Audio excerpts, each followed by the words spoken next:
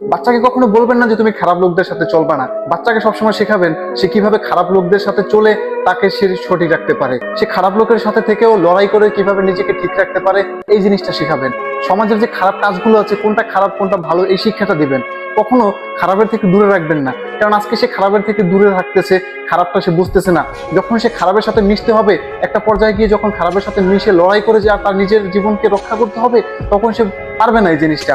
তো ছোটবেলা থেকে বাচ্চাদেরকে এই শিক্ষাটা দেন যে তুমি খারাপের সাথে চলো, সমস্যা নাই, কিন্তু ওইটা খারাপ কাজ, ওইটা থেকে তোমাকে এড়িয়ে চলতে হবে, বেঁচে থাকতে হবে। ওই খারাপ কাজটা থেকে কিভাবে তোমাকে বেঁচে ফিরতে হবে এই শিক্ষাটা বাচ্চাকে দেন।